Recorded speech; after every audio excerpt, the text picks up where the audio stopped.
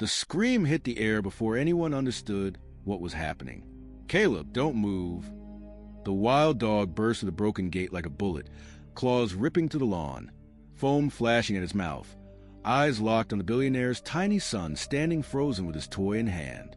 For a split second, even the guard stood paralyzed. No training, no gun, no instinct kicking in fast enough to reach that boy before the beast did. But Keisha did. The black nanny no one in this house ever truly looked at twice. She moved first. Her feet slammed the ground, her voice cutting the air sharper than the dog's growl. "Caleb, sweetheart, down, now." The boy collapsed to the grass just as the dog lunged. Keisha threw her entire body over him, her arms forming a shield, her heartbeat pounding through her ribs. The dog's jaws snapped inches from her shoulder, breath hot and furious, the snarl vibrating through her spine. She didn't scream. She didn't beg. She didn't freeze like the rest of them. She planted one hand on the ground, lifted her head, and stared the animal straight in the eyes with a calm, unshaking certainty no one expected from a woman hired to fold laundry and read bedtime stories. "Back. Easy now." I said back. The dog paused mid-snarl, confused, trembling, tore between rage and recognition. The guards finally ran. One loaded his tranquilizer. Another shouted for help. But none of them were close enough. None of them mattered in this moment. Only the boy beneath her, and the beast above her, and the woman holding the line between them. Keisha's breath stayed steady, low, deliberate. "Baby, keep your eyes on me," she whispered to the child. "It's okay. I got you." The dog reeled back for another hit, then froze again at her voice. A silence dropped over the mansion grounds, heavy and unreal. Even the billionaire, Ethan Whitford, had no idea how any of this was possible. But the danger wasn't over. The dog lowered, growled, tightened its stance, and Keisha leaned forward, fearless. "Not him," she whispered. "Come through me first." The dog blinked, its anger flickering into something almost human. Everything hung on a single breath. If it's already made your blood boil, tap like, and subscribe so you don't miss stories where justice finally wins. The mansion felt different after the attack. Quieter, heavier, like the walls themselves had watched everything and didn't know what to make of it. Keisha moved through the polished hallways with her usual soft steps, but every eye she passed clung to her just a second too long. Not with gratitude, not with admiration, with suspicion, with confusion, with something unspoken. In the kitchen, the housekeeper paused mid-stir, lips pressed into a thin line. "That was something yesterday," she muttered without looking up. Keisha only nodded. "I'm just glad Caleb's okay." Came the reply, cold clipped, coded with a kind of tone that said you did more than your job, and we don't like not understanding how. She didn't argue. She'd learned long ago that some people only felt safe when others stayed small. A tiny pair of feet pattered down the stairs. "Miss Keisha." Caleb ran straight into her arms, hugging her tight. His curls brushed her chin, his voice still shaky from yesterday's terror. Do you think the dog is still mad at me?" Keisha knelt, smoothing her hand over his back. "No, baby, he wasn't mad. He was scared. Animals get scared just like we do." "Like me?" he whispered. "Exactly like you." Before she could say more, Ethan Whitford appeared at the top of the stairs, shirt crisp, jaw tight, eyes following every move she made. He didn't speak, just watched, as if studying a puzzle he didn't know he owned. "Caleb," he said finally, "stay close today?" The boy nodded, still holding Keisha's hand. Ethan's gaze traveled to her. "May I speak with you later?" Not a command, not the billionaire tone he used for everyone else. A request. "Yes, sir," Keisha said quietly. But the moment he stepped away, two of the junior maids leaned in at the end of the hallway, whispering just loud enough, "She thinks she's some kind of hero now." "Lord, wait till Mr. Whitford realizes she's trouble." Keisha ignored it. She'd heard worse. She'd lived through worse. Upstairs, Caleb tugged her hand again.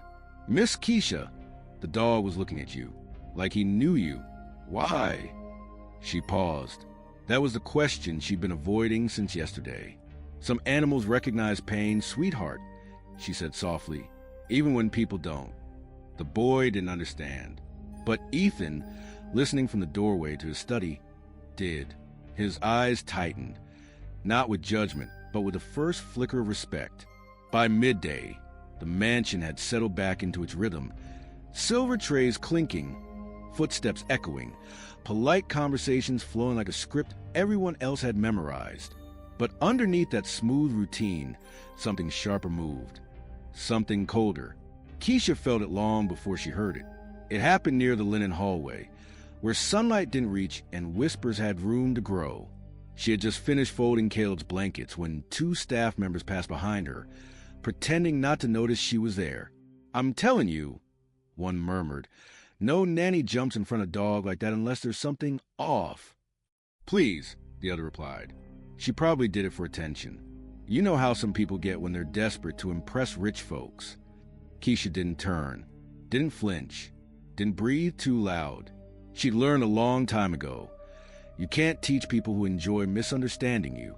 She placed a folded blanket on the shelf, her movement steady, her expression soft but unreadable, but her chest tightened, silent, familiar pressure twisting just beneath her ribs. When she stepped into the hallway, they went silent. Then one of them smiled sweetly. "Oh, Miss Keisha, didn't see you there." Of course they had. She walked past them with the quiet dignity of someone who refused to carry other people's ugliness. But inside, something stung. Jealousy, fear, bias, all braided together. In the playroom, Caleb sat on the rug, building a small tower of wooden blocks. When he saw her, his face lit up. "Miss Keisha, come look, I made a castle." She sat beside him, letting the tension soften from her shoulders. "It's beautiful, baby. Just needs a brave king." "That's you," he said simply. "And Titan." The name caught her off guard. "You think he's brave?" "He protected me," Caleb whispered. "Just like you." Before she could answer, a low sound came from the doorway, a quiet huff of breath. Titan stood there, massive and still, watching her the way a soldier studies the only person who ever spoke his language. Caleb giggled and waved him closer, but Titan didn't move. His gaze stayed on Keisha. She rested a hand slowly on the floor, not reaching out, just letting her calm energy settle in the space. "It's okay, boy," she murmured. The dog lowered his head ever so slightly, a gesture small enough for most to miss, but not her. Recognition, submission, memory. Behind them, the soft rustle of fabric announced Ethan's presence. He stood just out of sight, one hand resting against the doorway, watching the three of them like a man trying to understand a story written in a language he didn't speak. When Titan reacted to her voice again, Ethan exhaled, slow, disbelieving. "What are you?" he whispered under his breath. Keisha didn't hear him, but the question hung in the air long after he walked away. The afternoon sun spilled across the back garden, turning the trimmed hedges gold and warming the flagstone path that led to Titan's usual resting spot. Keisha stepped outside with Caleb, guiding him gently toward the softer patch of grass near the maple tree. Titan was already there, massive body curled tight, ears twitching at the sound of their footsteps. His eyes opened, sharp and alert, but the usual tension wasn't there, not with her. Caleb held her hand tighter. "Is he safe now?" Keisha didn't answer right away. Instead, she lowered herself onto the steps, her movements slow and deliberate, the kind that animals understood better than words. Titan watched, head lifting slightly. She spoke, without looking directly at him. Everyone gets scared when folks only show them hurt. The dog blinked once. A small shift, but unmistakable. Caleb hesitated before settling beside her. "Can I say hi?" he whispered. "Just sit with me," she murmured. "He'll come when he's ready." For a long moment, nothing happened. Titan stayed still, reading their breaths, their rhythm, their fear, or lack of it. Then he rose.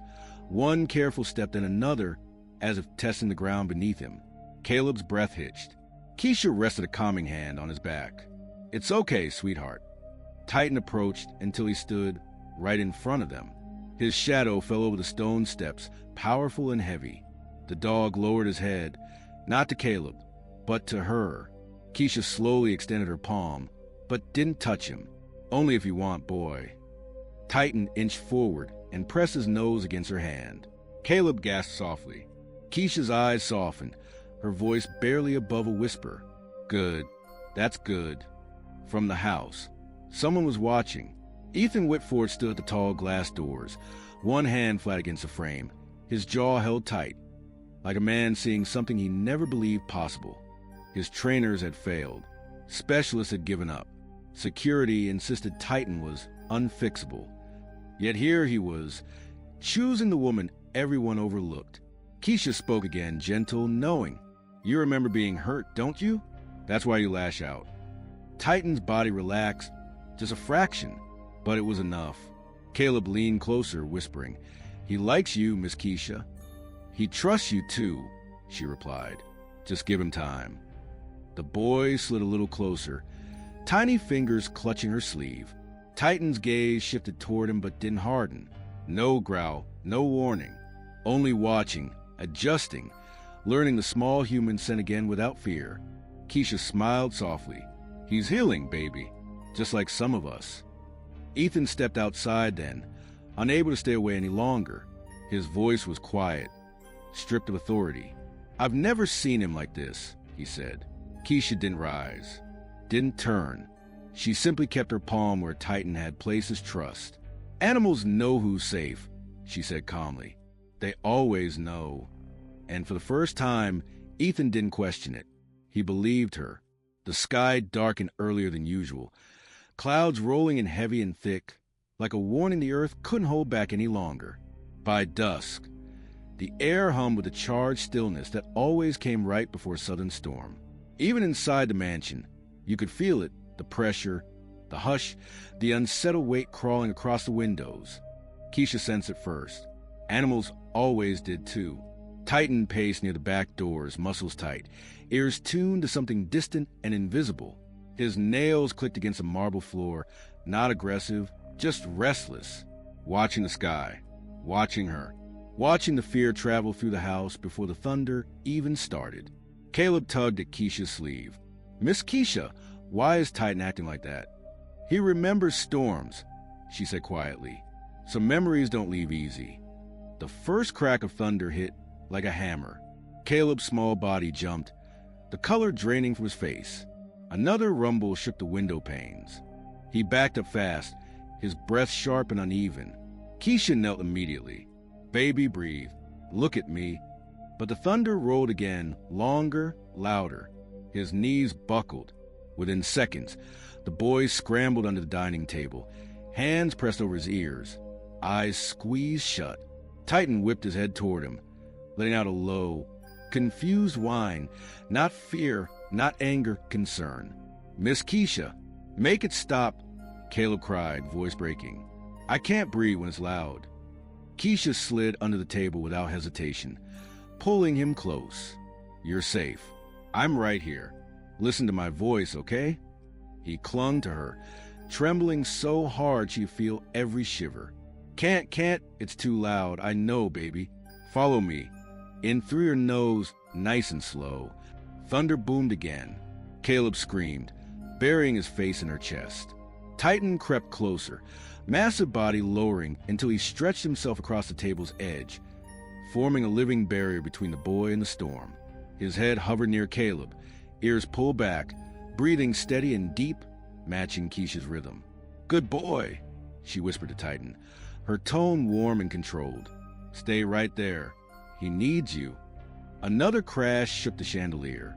Caleb sobbed harder. Keisha held him tighter. Titan pressed closer. And that's exactly how Ethan found them when he rushed into the room.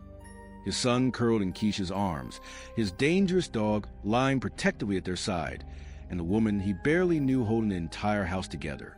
Thunder flashed again, lighting the edges of Keisha's face. Steady, grounded, unshaken. Ethan froze in the doorway, breath caught in his throat. He'd never seen his son this vulnerable, never seen Titan this calm, never seen anyone anchor both at the same time. Keisha kept her voice low, guiding Caleb's breathing with soft counts. Titan mimicked her calm, chest rising in the same gentle rhythm. Ethan whispered under his breath, barely audible, "How are you doing this?" Keisha didn't look up. Some storms weren't meant to be stopped, only survived, only softened by the right hands. And tonight, those hands were hers. The storm passed by morning, but the house didn't breathe easier. Not really. There was something different in the halls now, something sharpened, exposed, trembling under the surface. The staff moved quietly, stealing glances at Keisha every few seconds, their whispers tucked behind half-closed doors. By noon, one of them finally slipped. Near the back staircase, Amber hissed to another maid, "I don't care what she did last night. She's getting too comfortable. She's got Mr. Whitford eating out of her hand. You watch, women like her always push too far." Keisha heard every word. She paused mid-step, let the sting pass through her, then kept walking. She didn't have the luxury to break. Not here, not today. Inside the study, Ethan stood by the window, staring out at the garden where Titan now lay calmly beneath the maple tree. The dog's body was relaxed, his breathing steady. Not a single trace of the violent creature staff once feared. He wasn't waiting for danger. He was waiting for her. Ethan turned when Keisha stepped inside. "Close the door, please." She did. For a moment, he said nothing, just studied her with a quiet tension that didn't feel like judgment, more like realization.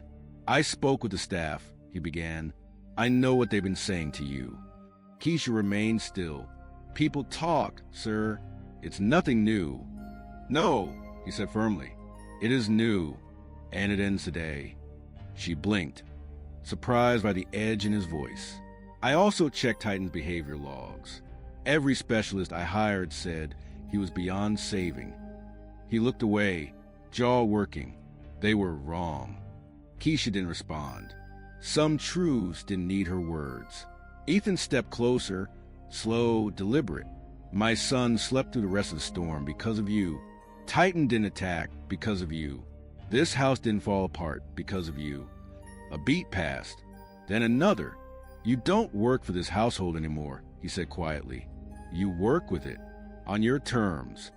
Keisha's breath caught, not from shock, but from something deeper, something she hadn't allowed herself to feel in years. Respect. Real, earned, heavy respect. "I'm not trying to change anything, sir," she murmured. "You already have," he replied, "and I won't let anyone tear that down." Caleb burst in then, breathless and smiling. "Miss Keisha." Titan rolled over. He's showing his tummy. Ethan watched her smile back, warm and gentle, and he understood the truth completely. His house had never needed obedience. It needed healing, and healing had found them in the most unexpected person. The next morning arrived gentle, as if the world itself wanted to make up for last night's storm. A warm breeze drifted through the open windows, carrying the smell of damp earth and fresh sunlight.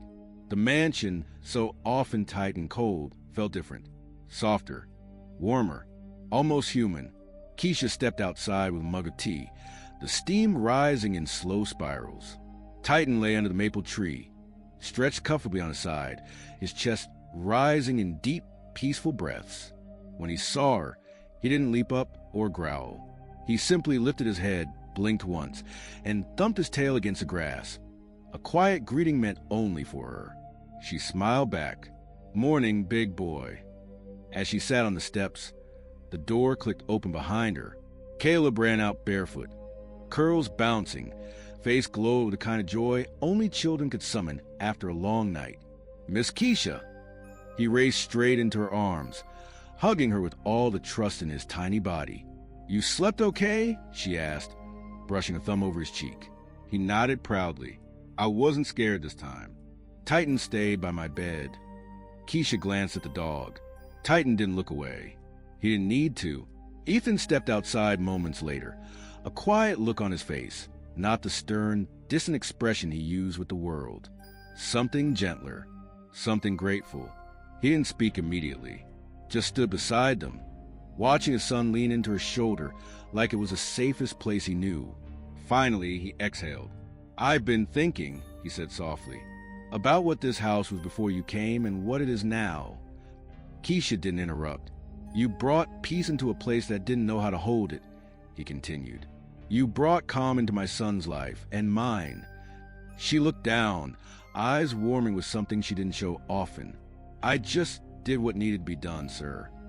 No, Ethan said, shaking his head gently. You did more. And for the first time in a long time, this house feels like home. Caleb tugged her sleeve. Can we stay outside with Titan? He likes the sunshine. Keisha smiled. Of course, baby. They walked together to the garden. Child at her side, Billionaire stepped behind. Titan padding closely like a guardian no one would ever misunderstand again. The storm had come. The storm had shaken them. And somehow, the storm had stitched them together. By the time the sun settled fully over the estate, the truth was quiet, but certain. They weren't just a household anymore. They were something stronger, something healing, something whole.